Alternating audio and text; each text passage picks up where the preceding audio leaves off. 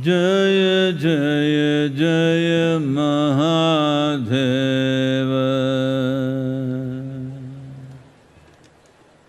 Jaya Jaya Jaya Mahadeva.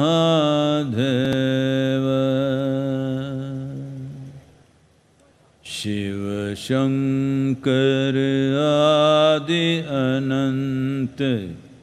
Shiva Shankar Adi Ananta. Jaya Jaya Jaya. Jaya Jaya. Jaya Jaya. Jaya Jaya Jaya Mahadeva. Jaya Jaya Jaya Mahadeva.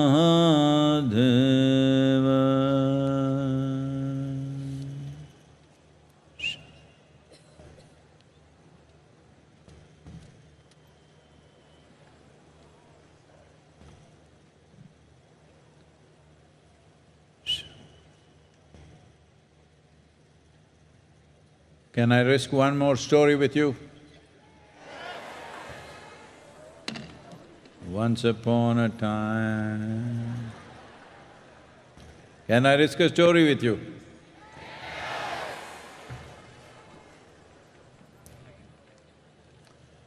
On a certain day,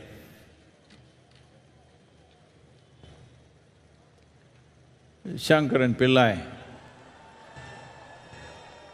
went out drinking with his friends.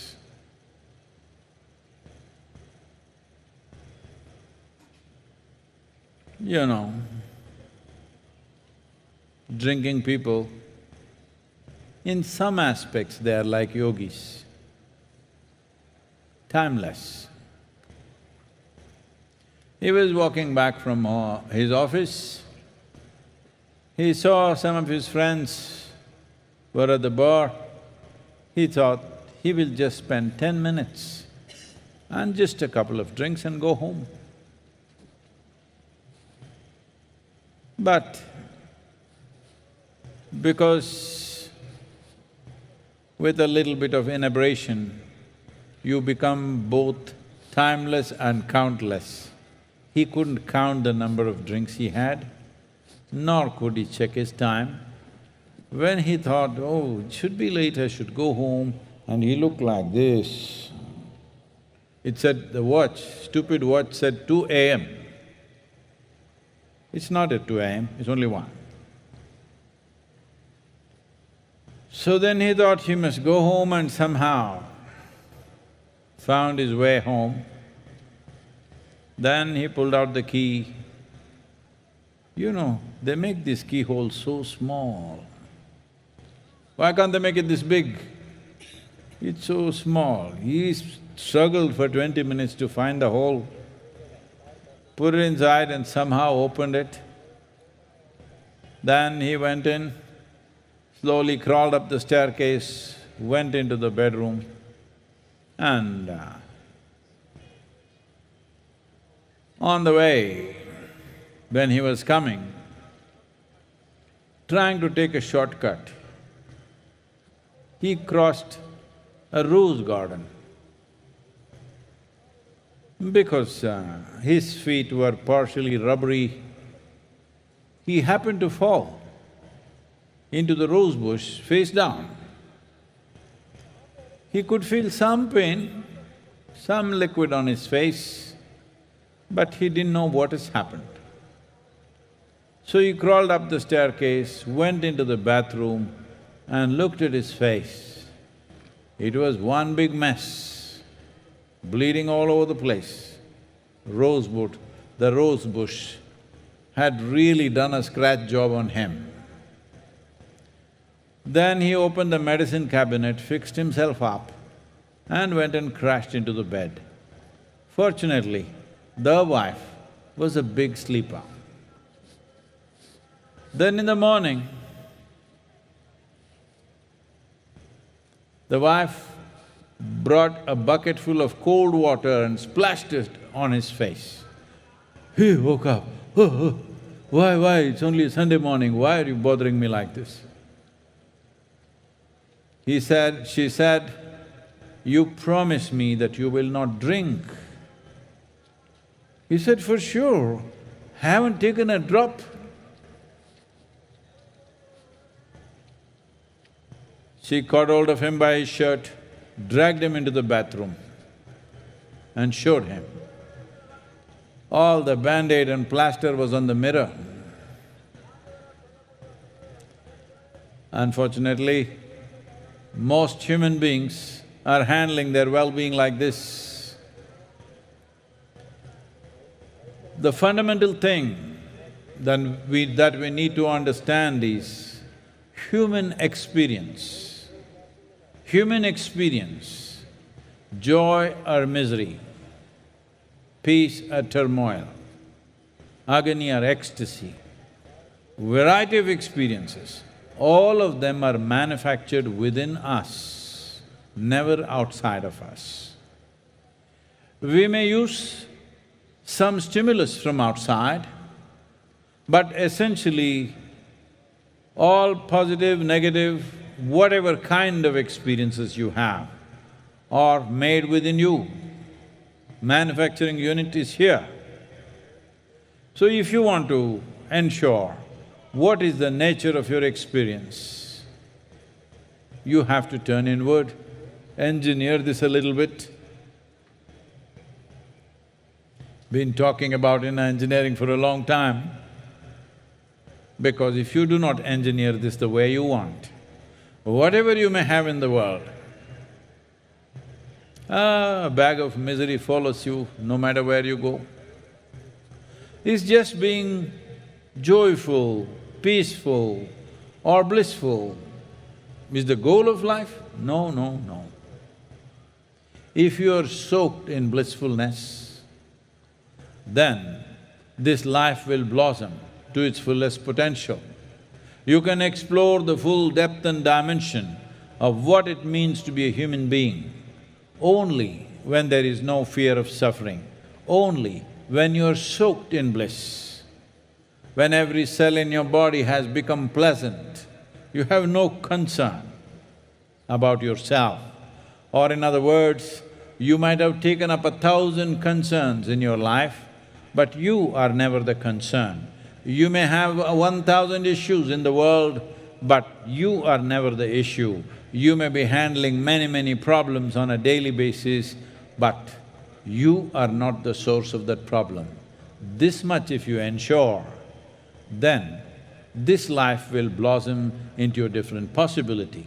As I was saying earlier, this is a civilization which is dedicated to raising the human being into a divine status.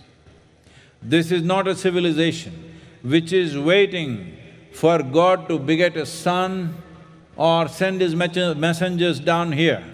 This is a civilization which is about raising the human being to their peak potential.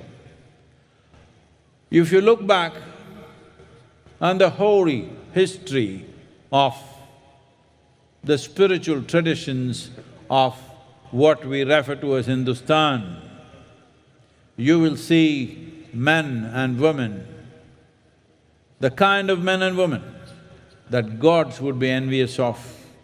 Even gods came to consult the sages and seers, as the legends speak.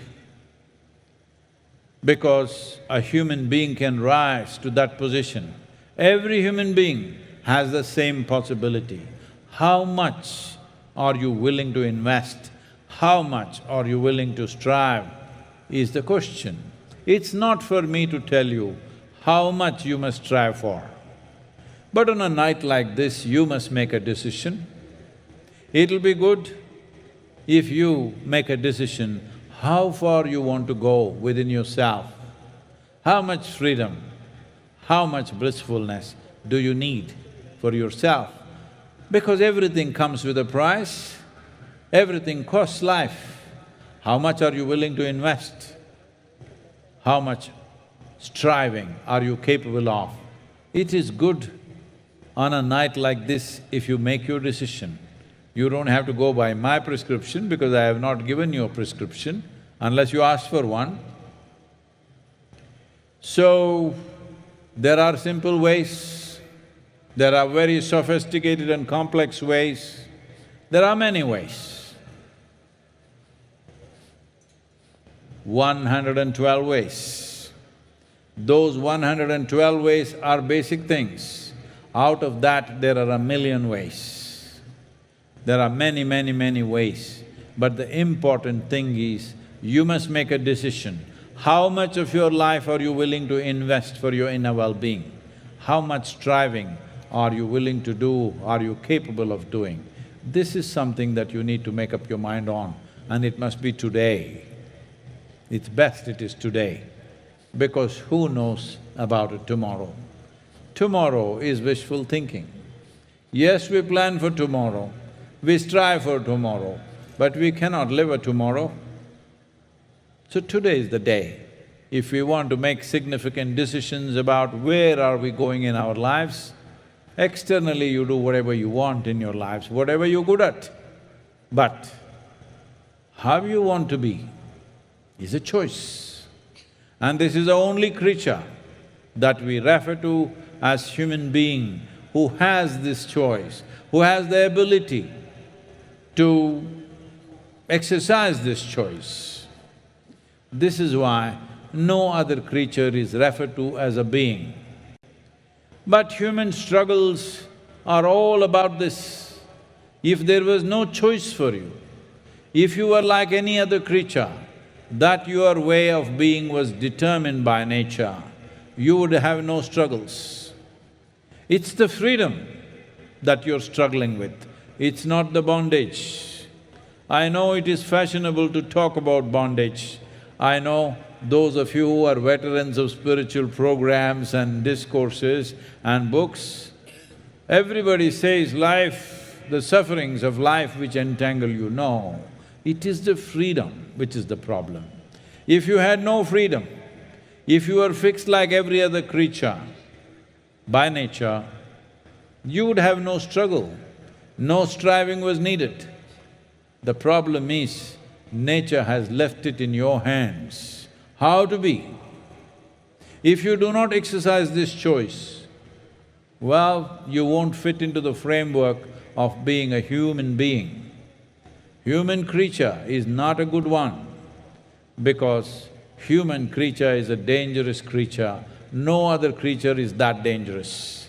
Human creature is a terribly dangerous creature, but a human being is a tremendous possibility. It is my wish and my blessing, you must explore this possibility in this life. In this life.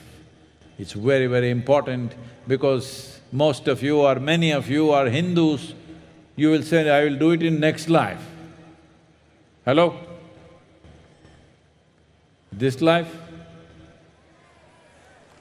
I'm gone, Sadhguru. This life? This life. In this life it must happen. That is, exploring the full depth and dimension of what it means to be a human being. First thing to do is, you determine your way of being, not something else, not what other people do and say. You determine the nature of your being. How to be is decided by you, only then you are a human being. Inner engineering is a wonderful solution, a very simple, I must tell you this. I know many people could misunderstand this, but I've lived with misunderstandings all my life, so what's the problem? Someone came here a couple of years ago. This is a person who is over 70 or 75 years of age, I think. So he was here for 3 weeks. Then towards the end of his trip here, he wanted to see me, and I said, okay, because he wrote a note saying that he was with J. Krishnamurti, then he was with U.G. Krishnamurti, then he was with what? Anandamayi. Then he was with Rajneesh. Then he was with some Western teachers in Europe. So he wrote, "I've been with all of them, I would like to meet you." I said, "Okay," a senior person, so I went to meet him. Then he said, "See, I've been with all these people, every one of them has added something to my life. Something beautiful happened to me when I was there, but I've been sitting here and watching for these 3 weeks. You're the only one who's built a spiritual factory." I said, "What?" He said, "No, this is a spiritual factory. People just come, within 3 days, everybody is transformed, they're jumping with joy and they're going. I've seen batch after batch, they come and they go back in a completely different way. This is a spiritual factory." Then I thought, this is a wonderful idea. Then I called a few of our people just to test them, and I said, "I think we should rename Isha Yoga Center as Isha Spiritual Factory." They said, No, Sadhguru, factory. Factory seems to be mundane, but you must understand, factory or an assembly line means consistency of product, consistency of results. So inner engineering is like that. We are not making it in art, we are not making it music, we are not making it something aesthetic, it's engineering. Because to enjoy music, to enjoy art, you need a specific kind of mind. Not everybody can enjoy every kind of music, not everybody can enjoy every kind of art form, but everybody can benefit from engineering. You just have to learn to use it, that's all. You don't have to worship it, you don't have to look up to it, you just have to learn to use it. So as a part of this, as we are rolling out a movement called Miracle of Mind, because this mind is a miracle, but a whole lot of people have turned this miraculous mind into a misery manufacturing machine. I want to see that maximum number of people enjoy the miracle of this mind. What a miracle we have in the form of human mind, how many things it can do, what wonderful things it can do, but people are busy stressing themselves, depressing themselves, frustrating themselves, losing balance, all kinds of things happening on a daily basis. So, this Miracle of Mind movement is about offering simple processes, 15 minutes a day if you're willing to invest. For different people, different kind of things, over 21 varieties of offerings, 15 minutes a day. This will come in the form of an app, a gamified app, so that people can play with it, and every day before you go to bed, you can play a little life hopscotch, which will give you a reading as to what is your mental state today. If you work on this, you'll also get rewards, I will not talk about it right now. But for the youth particularly, we are offering very strong scholarships for the youth. 50% scholarship they can get, or 100% scholarship they can get, but that is only if you don't have money, because it costs money to deliver this. But we are willing to give it free of cost, but if you are getting it free in scholarship, a certain number of hours a week, you must do something which is not about you, about somebody else. You can go and teach a child in a slum or something, a little bit of mathematics or science, or you can help an old person somewhere, or you can plant a tree or whatever. Something which is not about your personal stuff, you do something that's good for somebody else. Certain number of hours if you put in, we will give full scholarship for inner engineering for youth. If you're young, if you're not dead, I think you're young. Now I'm wondering, the silence is scaring me. The silence is scaring me.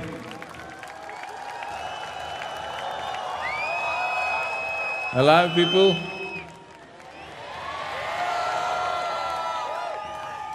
Now, in this whole effort, there are many aspects to this, but this kind of movement where we want to touch at least 3 billion people in the next 18 to 24 months with 15 minutes of closing eyes.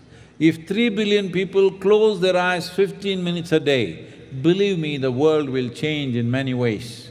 There was an experiment conducted in United States recently where young people were made to sit in a room where there's no television, no phone, no painting, nothing, or white walls all around. They have to just sit there quietly for 15 minutes. If they cannot, they can opt to have an electric shock, a mild electric shock. 67% of the young people chose electric shock rather than sitting quietly for 15 minutes. So you see, sitting quietly with eyes closed for 15 minutes, if 3 billion people do it, it can transform the world, can mitigate the mental health pandemic which is supposed to be coming. People make predictions. Predictions are made based on cold statistics. What is beating in a human heart is never taken into account. Statistics don't take that into account. But if all of us are willing, can we make sure that they're predicting in the next 10 years' time there'll be a mental health pandemic, because many factors are showing that. 1 in 3 teenage girls in America are depressed, clinically depressed. Recently, the Surgeon General of United States said, 1 in 2 people, if there are 2 Americans, 1 of them is feeling lonely. Loneliness means it is the incubation period for mental illness. You are cooking it up, it's coming. So you're among 1,000,000 people and you're feeling lonely. There are 8.4 billion people and you're feeling lonely, and there are trillions of other life forms and you're feeling lonely. This means you're cooking a mental illness, it's going to come, it's just a question of time. So 1 in 2, 50% of American citizens are feeling lonely. What is happening to the other 50%? You don't know. So, this is the time. Either we can wait for terrible predictions to come true, or we stand up and see such things do not happen to us, because we are talking about what terrible things will come upon our children, that's what we are talking about. When we say in 25 years there'll be suicide pandemic, we are talking about our children. If you have any love in your heart for the generation next, we must ensure that such predictions, no matter what kind of facts it's based on, they should not come true. This is the effort. I want every one of you to be a part of this miracle of mind moment which will unfold from August, September onwards this year. Please be a part of it. There are questions, please. Oh, first thing is you have to stay awake, then awakening. Hello? Namaskaram, Sadhguru. Not like that. It must go on for 15 seconds.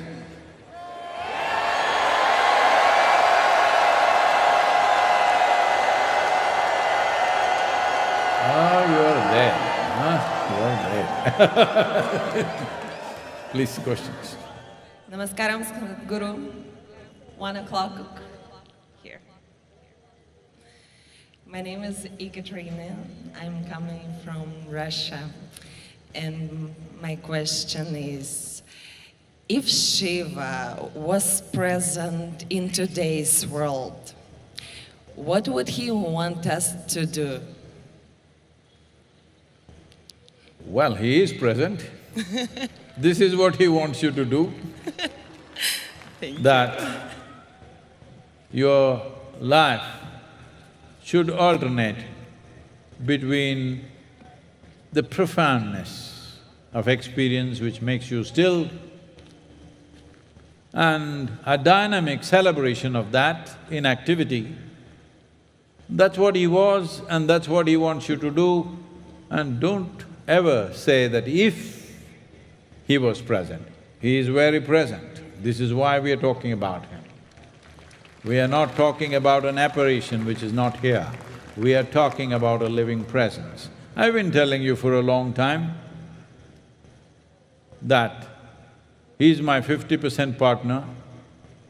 That is just a little boast from me, because he holds the 100% stake.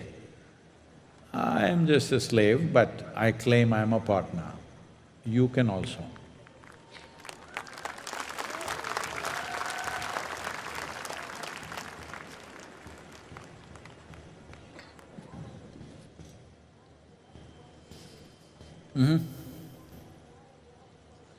Namaskara, Sadhguru.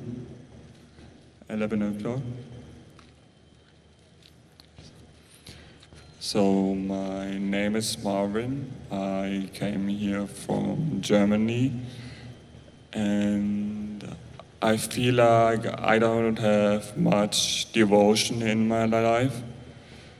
So, for such a person, is there any point to go to temples and to worship?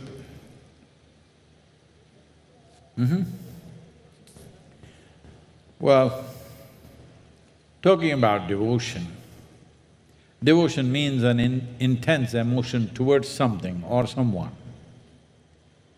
Suppose somebody holds a gun to your head,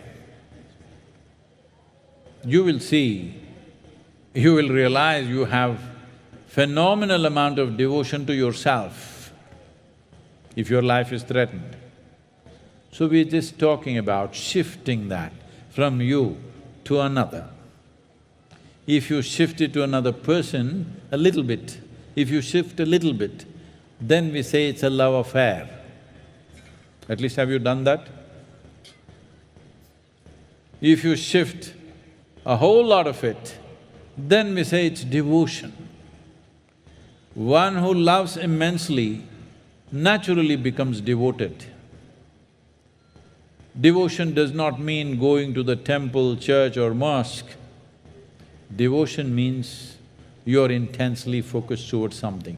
Something or someone has become more important than yourself.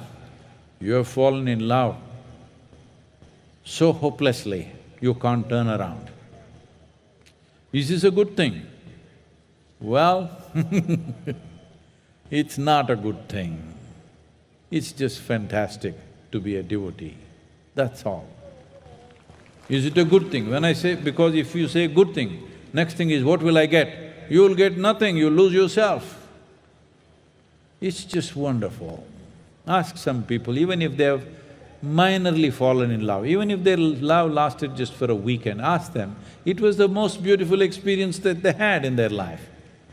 If you have become devout, you will see your experience of life is just wonderful.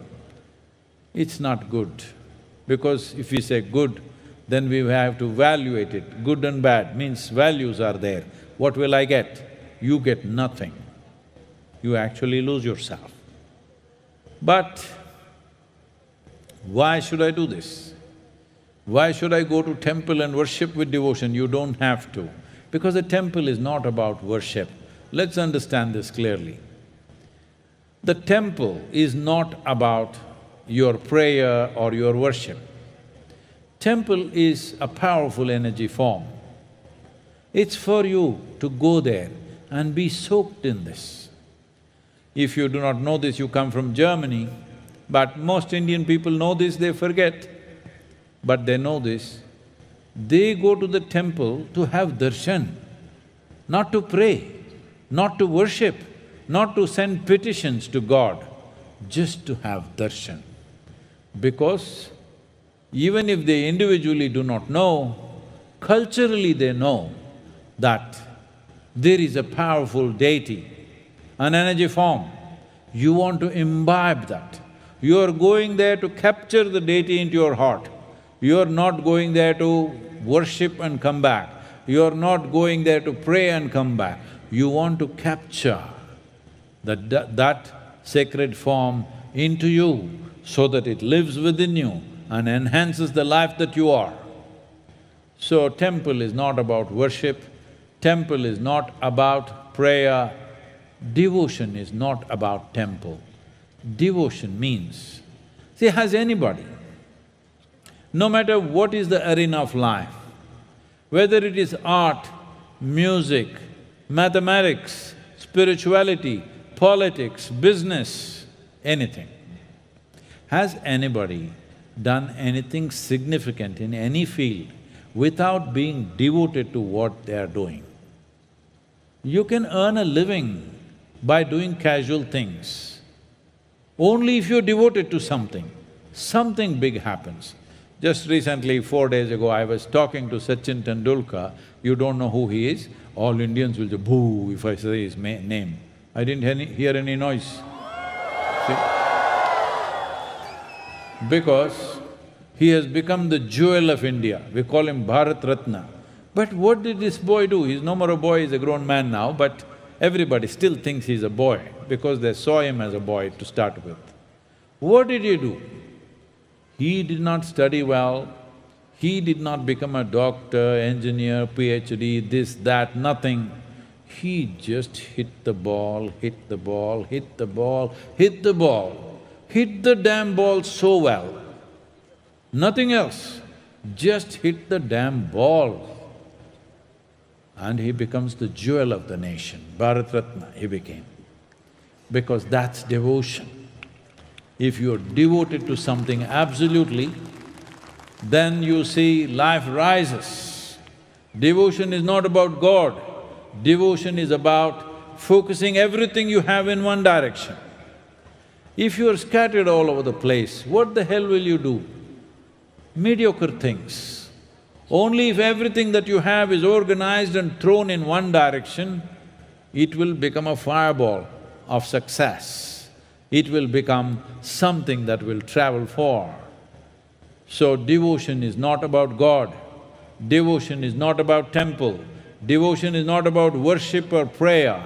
Devotion is about organizing yourself in such a way, your body, your brain, your thought, your emotion, your energy, and whatever the hell you may have, everything gets organized in one direction so that you penetrate the morass of life to get somewhere. How you do it is up to you.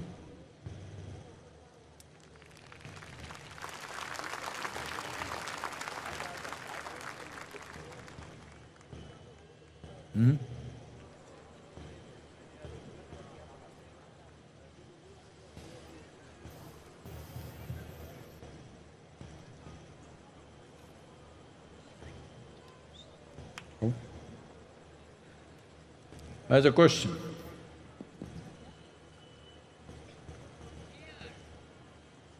Namaskaram, Sadhguru. Where are you? Here at 11 o'clock. Everybody is 11 o'clock, 1 o'clock, 11 o'clock, 1 o'clock. My name is Vani. Sadhguru, every year the midnight meditation is a very powerful experience for me. Since you are initiating us this process, can we continue this practice later also to keep the grace of Mahashivratri within us? You're talking about staying awake every night? The practice. If you want to do Maha Mantra, a bit of preparation is good. Just going home and doing it strongly is not necessarily a good idea.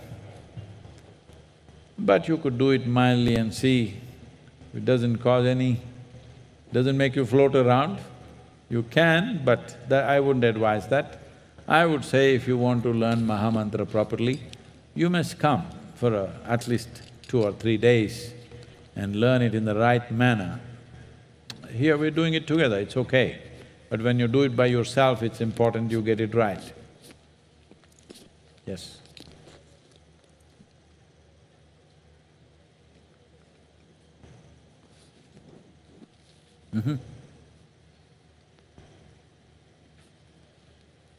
Question.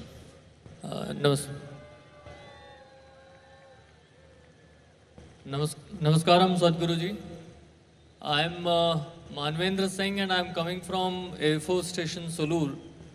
And being from armed forces, element of armed forces which we have today in large number here, I also have one question which partly you have discussed about loneliness. In the armed forces we do follow a strict regime of discipline for our physical strengthening as well as mental health. However, at times, as it is said or generally perceived that loneliness is basically an enemy and for the mental health. As you covered that yogis and in fact Adiyogi himself was for the most of the time was alone, but still he had that strength to conquer his thoughts and the mental process. So we would like to gain from you on this particular aspect little more, sir. Oh, you're asking why the yogis didn't go crazy. See, I know when you get into a cycle, which is like gets into the chakkar, then it feels absolutely helpless and you can't believe that you're doing it. But that's how it is. That's how the nature of mind is. But essentially what's happening is this. See, what's in your mind? Just look at this. When we say mind, the English word mind doesn't really define anything, it's very general. But anyway, we'll talk in English language this way, I don't want to go into the details now. There is buddhi, ahankara, manas, chitta, we will not go into that. The mind that you have has certain amount of memory. If you have vast amount of memory, you use that to create a very fantastic sense of imagination. And if world allows you and if you have the necessary skills, you will manifest something in the world, one way or the other. But for all this, there is a bank of memory. You just see, mental illness is not something that'll just happen like that. You are working for it. One day you will succeed. When I say you're working for it, that looks like an insult. When somebody is unwell, did they work for this? Yes, unfortunately. Unconsciously, of course, without them knowing it. It is like if you're eating a certain type of food which is not good for your system, but you did not know it's not good for you, you ate and one day you fell sick, then the doctor tells you what nonsense you've been eating, but you thought it was good food. Just like that, there are mental stuff. But let me make it very simple for you. There is memory, there is imagination. Between these two things, there is awareness of present moment's experience. These are three dimensions: memory, imagination and awareness of what is there right now. Unfortunately, your education systems, to some extent military, might have trained you to keep these things apart, but I've seen the methods that are used there, they're functionally useful, not useful in terms of transformation. If you know how to keep your memory, imagination and awareness of the present moment in three separate boxes, then you will never have this problem of ever losing mental balance. Right now, you're sitting here, memory seeps in and tells you all kinds of things which are not true right now. It might have been 10 years ago, but not true, but it bothers you. See, what do people suffer? Just look at this. People suffer what happened 10 years ago, even today. People suffer what may happen day after tomorrow already. So they're not suffering life, they're suffering their own memory and imagination. So if you had enough discipline within you, I wouldn't use the word discipline normally because you're from the armed forces, I'm using that word. If you had enough discipline within you, you keep memory in its memory box, imagination in the imagination box, present awareness is here, you're conscious. Does it mean to say you cannot think about the past? Does it mean to say you cannot think about the future? No. Anyway, it is too complex to talk about this here. It is complex because it's so damn simple. It is so damn simple because people are going about teaching each other, be in the moment, be in the moment. I am asking you, please be somewhere else and show it to me for one moment. Can you be somewhere else? Sleeping people, I'm asking you, can you be somewhere else? Then why should you strive to be in this moment? Anyway, you're here. Only thing is they're telling you, do not think about the past, do not think about the future. Well, only because we have a very vivid sense of memory and a fantastic sense of imagination. As human beings, we have a rich life compared to any other creature because there is such a vivid sense of memory and out of that, a fantastic sense of imagination. It's out of this, human beings are able to do so much which no other creature can do. We're doing a little too much, that's another matter. So, to be able to be here is not a question of capability, it's just willingness. Everybody is here only, nowhere else. But there is no willingness. They are always exploring the past or future, nothing wrong with that. You can think about yesterday, you can think about tomorrow, as long as you know you're thinking about yesterday and tomorrow. But when you misunderstand this, then you start building castles in the air. If you start building castles in the air, and after some time you start thinking it is a real castle, then we say, you are neurotic. If you start living in that castle, then we say, you are psychotic. A third person will come and collect rent for that castle. We call him a psychiatrist.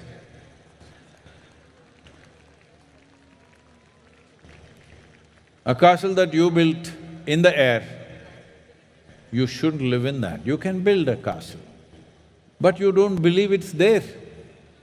There's a wonderful, a certain lore that is in Tamil Nadu. There was a saint or a sage called Pusalar. Pusalar was, poor means very poor. In the poorest locality in the town he was living. The king built a magnificent temple for Shiva. Tomorrow is the consecration and Shiva, he is praying that Shiva should come and visit his temple. But in his dream, Shiva came and told him, I cannot come to your temple tomorrow because I am going to Pusalar's temple. The king thought, who is this Pusalar? I have built such a great temple and Shiva says he's going to Pusalar's temple. So he went looking everywhere, where is this Pusalar? Then in the poorest of the poor locality of the town, in a small hut, they said, this is Pusalar. He looked at this man who is in tattered clothes and he said, you are Pusalar? And you built a temple? Where is your temple? He asked. Pusalar was little embarrassed and he said, no, I just built it in my heart. He said, what? You built it in your heart? I built a magnificent temple and you built it in your heart? What is that? No, I built it every brick by brick. I just didn't make it up. I built it every brick by brick, every detail, every carving, everything I built in my heart, in my mind and my heart. And Shiva came and told me in my dream that he wants to come to your temple, not mine. The Pusara grinned sheepishly and yes, Shiva told me he's coming tomorrow to my temple. This is the power of human consciousness. If you know how to use your memory and your imagination and infuse your life energies into it, it will manifest as a reality. This is the power of being human. Instead of using this miracle that we have, don't make a misery out of it. No matter what, whatever your life situation, disease, death, divorce, whatever the hell is happening in your life, even if the worst things are happening to you, still there is no reason for you to get frustrated, miserable, depressed, whatever, because you came here with nothing. Whatever is happening, you're anyway on the profit side. And there is an assurance when you go, there is nothing to take. What are you crying about? What is it? No, you know what they said, what they did, they looked at me like this, they said that, they did this, they did that. It doesn't matter who did what. Just see what a dastardly thing you're doing to yourself when you make yourself miserable. Nobody has to do anything to you. If you are making yourself stressed, frustrated, miserable, depressed, you don't need enemies, you're on self-help and you're doing great. It's time you get out of this. This is one thing you promised me on this night. All of you,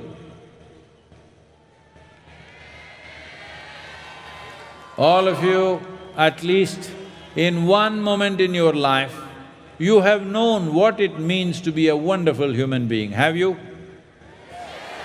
You've been wonderful to yourself and somebody else around you, at least one moment. So you're capable of being wonderful. I'm saying there is simply no reason.